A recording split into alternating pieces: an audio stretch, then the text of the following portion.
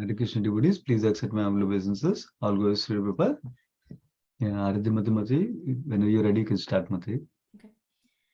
Hare Krishna devotees. Namo Vishnu Padaya Krishna Pristaya Bhutale Srimati Bhakti Vedanta Swami Niti Namine Namaste Saraswati Deve Gauravani Pracharine Nirvisesha Shunyavadi Paschatya Deshatarine Jaya Jaya Sri Chaitanya Jaya Nityananda Jaya Dvaita Chandra Jaya Gaura Bhakta Vrinda Jaya Jaya Sri Chaitanya Jaya Nityananda Jaya Dvaita Chandra Jaya Gaura Bhakta Vrinda Jaya Jaya Sri Chaitanya Jaya Nityananda Jaya Dvaita Chandra Jaya Gaura Bhakta Vrinda.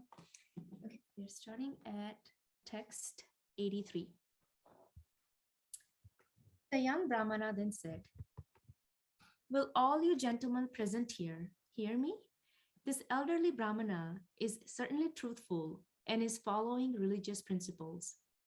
Text 84. He had no desire to break his promise, but fearing that his kinsman would commit suicide, he deviated from the truth. Text 85. By the piety of the elderly Brahmana, I shall call the Supreme Personality of Godhead as a witness. Thus, I shall keep his truthful promise intact.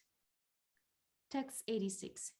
Hearing the emphatic statement of the younger Brahmana, some atheists in the meeting began to cut jokes. However, someone else said, "After all, the Lord is merciful. If he likes, he can come."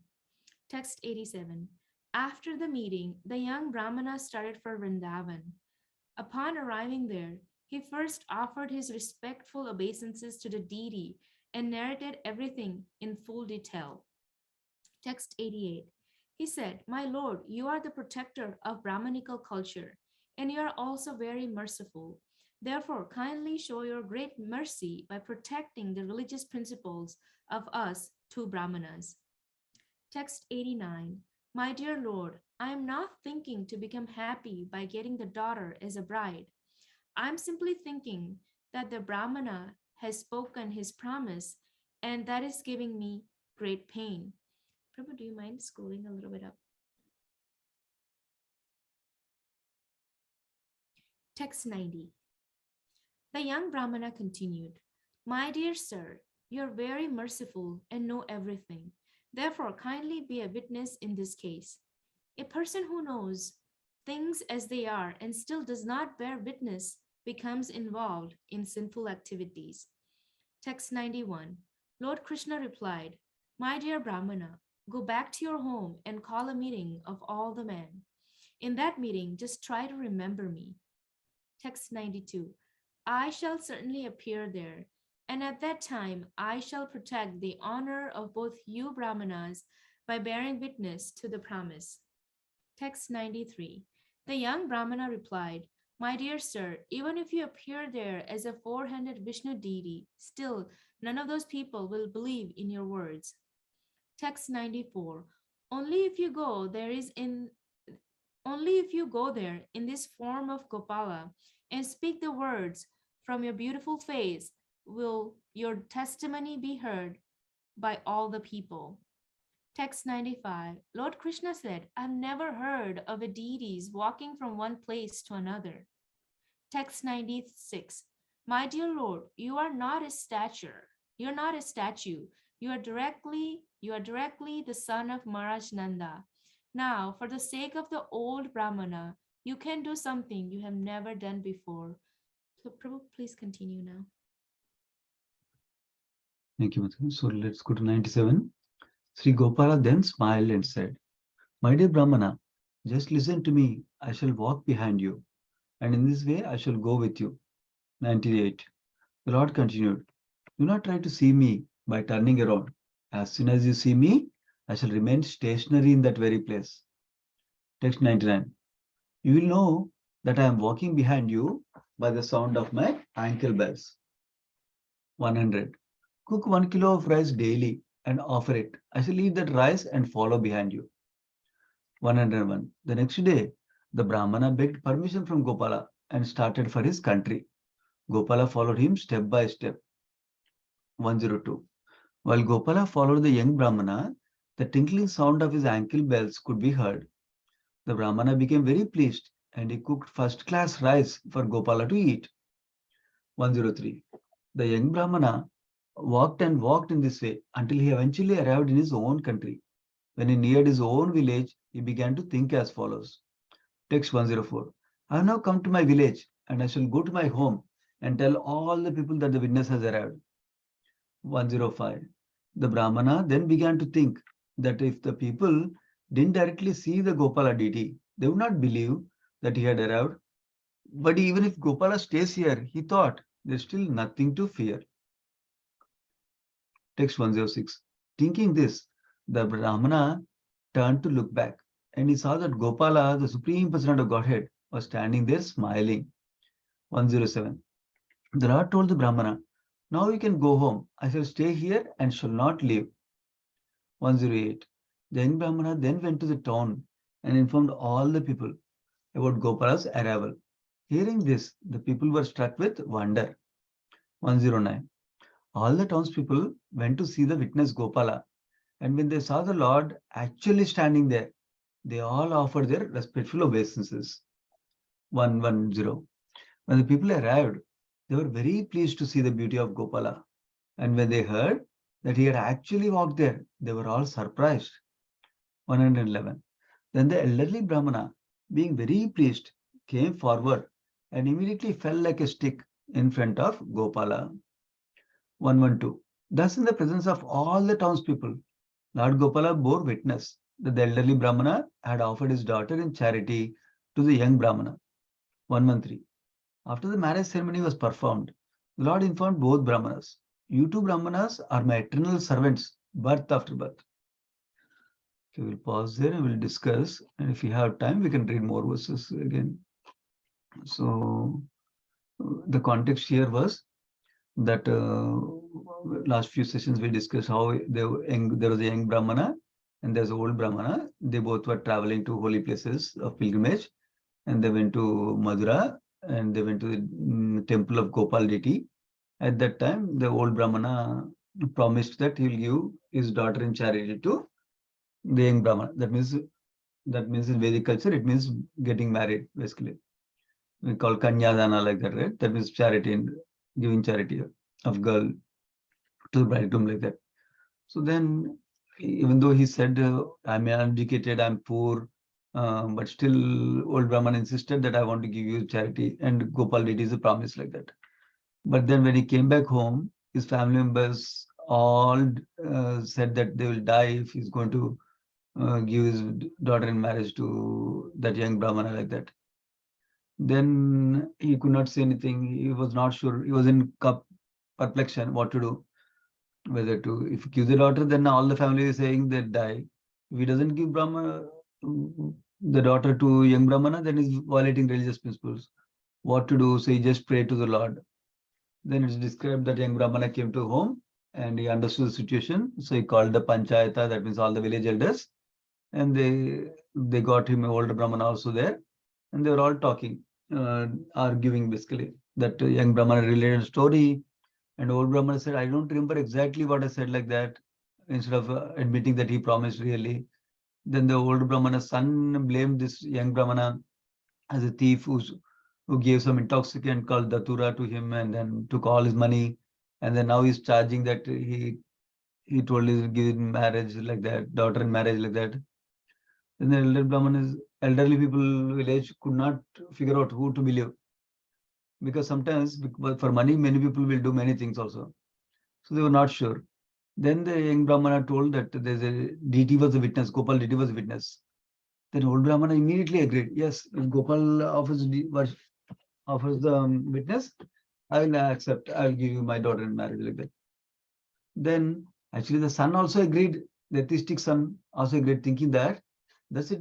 He doesn't have the faith in deity we discussed yesterday. So he thought that deity can never come here. Deity will never talk. So it's okay. I can accept this deal, saying that if deity really comes, then I accept. I'll give my sister in marriage like you to you. So that's where we paused yesterday. So then young Brahmana asked him to write it on paper and sign basically. Even though he did not know education, he knew that much that we need to write it on a paper to make an agreement like that. So then, because he already did not follow through his word of honor previously, right? That's why he's asking this time like that. Then all the some people also got the statement down on the black and white, and they took the signatures of both, and then they served as mediators, is described. Then the young Brahmana said, "Will you all you gentlemen please hear me?" Then no one noticed one good thing here. Young Brahmana, even though old Brahmana did not give his daughter in marriage to him so far, he understood the sincerity and the devotional nature of the elder Brahmana. That's why he's saying that elder Brahmana is certainly truthful and is following religious principles. How is it truthful? He was lying, right? At that time, he did say, he said, I do not remember exactly like that. But he had faith in the elder Brahmana that he's a devotee really. So he wants to follow the truth, truthful. He wants to be truthful and he wants to follow religious principles. But even though he had no desire to break his promise, elder Brahmana was fearing his relatives who would commit suicide, they said, if he deviated from. That is why he deviated from truth. He's explained to all the elderly people in the village basically. So that's one thing. So now he's saying, here is see, it is interesting again. He's saying, I will call the Lord as a witness, Gopal Dita as a witness, by not his great, not because he's a great devotee. He's saying by the piety of the elderly Brahmana. So he's still situated in the humble nature only. So he understands the Brahmana is very devoted.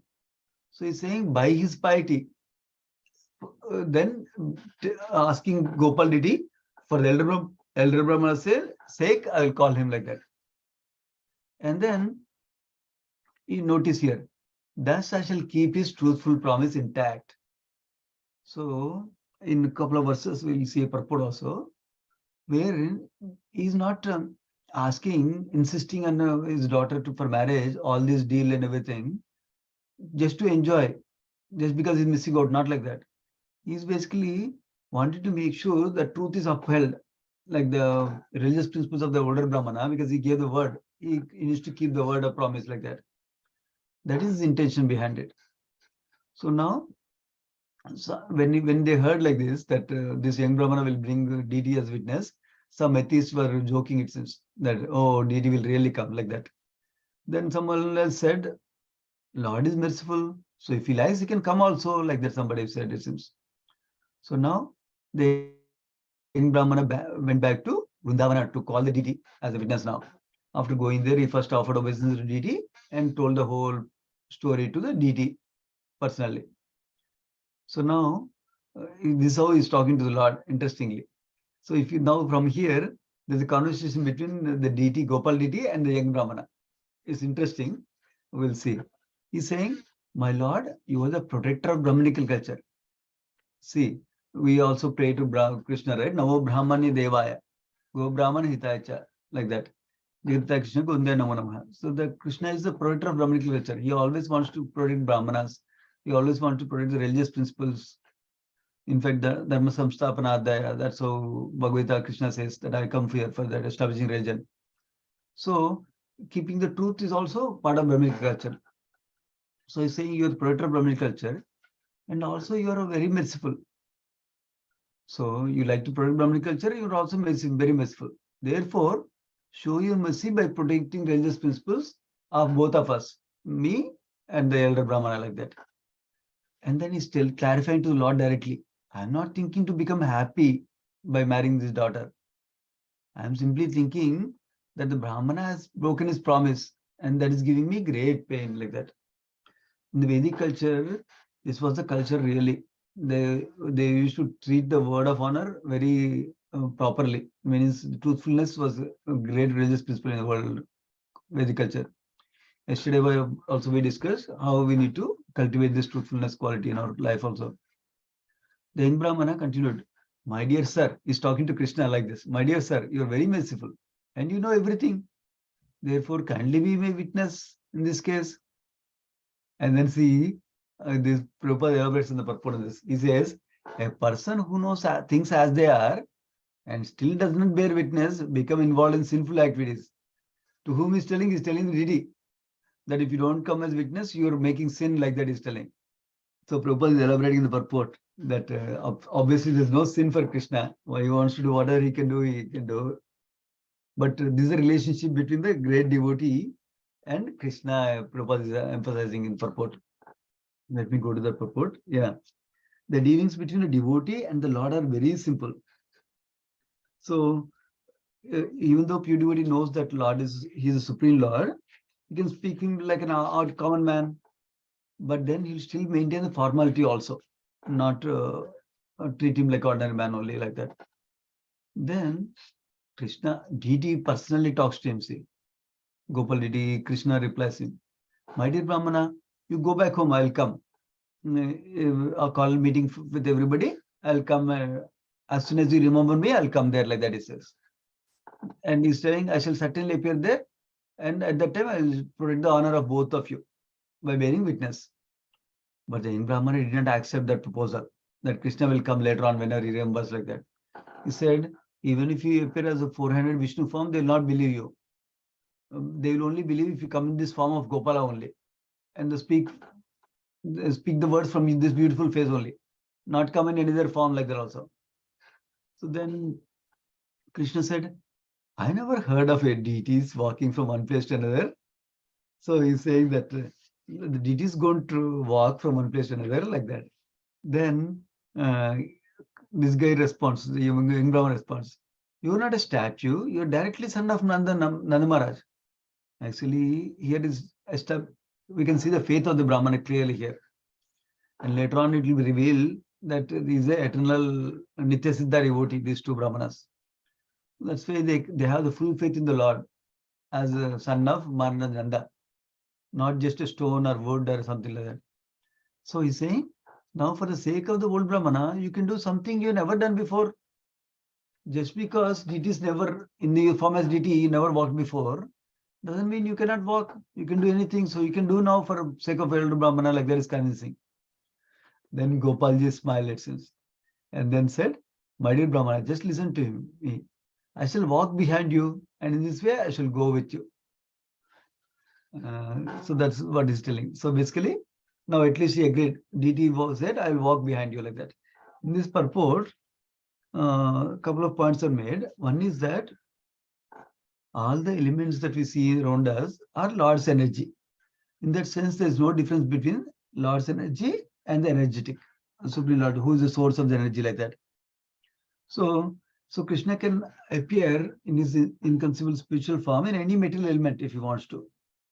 So because material elements are also his energy, like that. So that's why Krishna was actually testing this young Brahmana's faith by asking like that. I never heard of a deity walking like that. So that's what Prabhupada writes in the purport here. So, and then the Lord continued, do not try to see me by turning around. That means when Lord is backing behind me, behind this young Brahmana, he's saying, don't see like this and walk. Walk straight and he'll come behind you, like that. I will come behind you. But if you see me, I'll stop wherever you saw me, like that. This sounds like a Govardhan Giri story, where Pulastya Muni was carrying him, and if you keep me somewhere, I'll not move, like that. Here he's saying, if you see me, by turning around, I will not move from there, like that.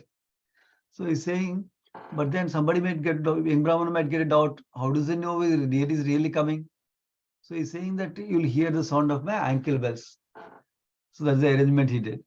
And then deity also asked him, see, that cook 1 kilo of rice daily and offer to me, like that, boga. And I shall eat the rice and follow behind you. So that's the request he made for offering. So next day, the Brahmana begged permission from Gopal deity and started for his country, which is Vidyanagara. And Gopala followed step by step, it seems. And when his Gopal deity was following, the tinkling sound of the ankle bells, the young Brahmana could hear. So the young Brahmana was very pleased, and he cooked first-class rice for Gopala to eat, it seems. In those days, people used to walk, right? So it will take a long time to go to Vrindavan, not just one day by flight or by train or something like that. So that's why every day he used to cook rice and offer to the deities, like that. And then he starts walking again without seeing him. So young Brahmana was walking again like that. He finally arrived at his Vidyanagara. When he came near to the village, he started to think like this. I have now come to my village. I will go tell everybody that the witness has come, Gopal deity has come. But the Brahmana thought, what if the deity did not come all the way here? He stopped in between. Maybe I should look back and see, confirm before I tell everybody. But if I look back, then Gopal deity might stay here only. Then he thought it's okay. Even if he stays here, everybody can come here. It's not a problem. So I'll look back. So then he turned back and looked at the deity. It seems. So then the Lord told the Brahmana, saying that now you can go home.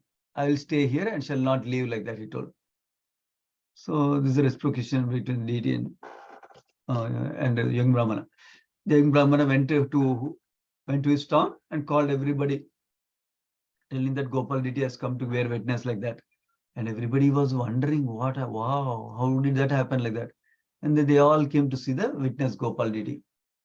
And then they saw the Gopal deity actually standing there. They all offered their obeisances. They are very pleased to see the beauty of Gopal deity. And when they heard that he actually walked there, they were all even more surprised. So that's the reciprocation of the deity. Then the elderly Brahmana also became very pleased. He came forward and gave Dandavat Pranama to the deity, like that, before him. And before everybody, Lord Gopala gave the witness that the elder Brahmana really offered his daughter in charity to the young Brahmana, like that. And then, after the marriage ceremony was performed, the Lord informed both the Brahmanas. You two Brahmanas are my eternal servants, birth after birth. This verse has a purport, so we'll discuss that. Prabhupada talks about the two kinds of living entities, especially two kinds of devotees or eternal servants of Lord. They're basically Nityasiddha devotees, that means eternally liberated or eternally perfect, and Nityabaddha devotees, eternally conditioned. Those are two classes of people are there in the world. One symptom of being eternally perfect is that they always remember their relationship with Krishna in any condition, whatsoever. Whether they take this body, that body, like that, they will always remember their relationship with Krishna. That's the point Prabhupada is making about Nityasiddha devotees, like that. And even the Nityasiddha, eternally perfect devotees, like pure devotees, even if they appear like ordinary people, still Prabhupada is confirming here that we should understand they will never forget the position as a servant systems. That we should never forget. That's the point Prabhupada is making. Another point Prabhupada is making is actually young Brahmana, even though he belonged to an ordinary family, even though he was uneducated, but these mundane qualifications do not concern a Nityasiddha engaged in service of the Lord. See, the point is, whether the young Brahmana did not have education, did not have money, still is an eternal Nityasiddha devotee. If somebody to become be Nityasiddha devotee, he doesn't need to have certain material qualification. Too much money or too much educated, they need to know a lot of verses, a lot of Shastra, not like that. Somebody can be Nityasiddha devotee. So the young Brahmana was Nityasiddha devotee all along. That Krishna himself is personally telling us in this verse, like that. So that is one more point here. And then Prabhupada concludes this purport with three more things which are important for us. One is Lord Chaitanya's associates, one should accept as Nityasiddha devotees, that they are eternally perfect, like that. That's one important point he's making. That means you should not think that they're just ordinary people, they're near Lord Chaitanya, like that. That is one aspect. Second aspect is that Gauda Mandala Bhumi, that means the Mayapur, Navdeep area, that is equal to Vrajabhumi or Vrindavan area, is not different. So one should not think, oh, Mayapur is less like that, or Vrindavan is great like that. They are actually equivalent. In fact, it's described that Mayapur, Vrindavan, Navdeep area has many places that are equivalent to Vrajabhumi area, like that. And other holy place also, even Jagannath Puri also is there in Navdeep area, like that. And then third point he makes is That means we should consider Navadvip area same as Vrindavan like that. That's the second point. Third point he proposes in purport is there's no difference between the inhabitants of Vrindavana and those of Gaudamandal Bhumi, Sridham Mayapura. That means the Brajvasis whom we consider very sacred who live in Vrindavan, we should treat the Mayapur Vasis, Navadvip Vasis also with the same level of respect. They are also of the same level of greatness as devotees of Supreme Lord like that. So that's essentially today's section. We heard about how this young Brahmana and old Brahmana both are Nityasiddha devotees, eternal servants of Krishna. That is why Krishna was personally reciprocating with them like this, talking to young Brahmana and then coming as a witness to keep up religious principles like that. And then second thing we hear is religious principles maintaining, protecting Brahminic culture is very important because Krishna is very pleased with that. So that's what he's doing here to protect the religious principles is coming. So that's another aspect. Third aspect is the young Brahmana's consciousness or intention we need to see. His intention was not to marry the old Brahmana's daughter to enjoy, but his intention was to keep the religious principles intact, which is pleasing to Krishna. Again, to please Krishna only is doing that. So that's the other thing we need to remember. So from that, what we can learn, when we see externally somebody is doing something, we cannot assume they're doing for certain things because we really don't know the intention. If somebody hears this pastime, but they don't know that young Brahmana was a pure devotee, then they might think he's just doing it to get married like that. So that's why we need to hear from devotees, number one. Number two, when we see externally any devotee action, performing an action, especially pure devotees, but any devotees also, we should not come to conclusions quickly that they're doing it because of that, they're doing it because of that, like that. We should not come to conclusions quickly. Because the intention or consciousness behind the activity is what Krishna sees actually. That's very, very important.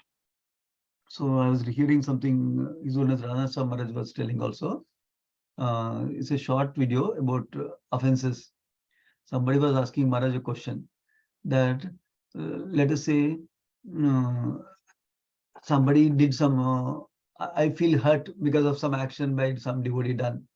So then I want to share with somebody to relieve myself, to find what to do to get better, feel better like that. Not necessarily to complain about that devotee, not necessarily to criticize the devotee, not necessarily to put the devotee down in this devotee's eyes like that. Then is that an offense like that he was asking?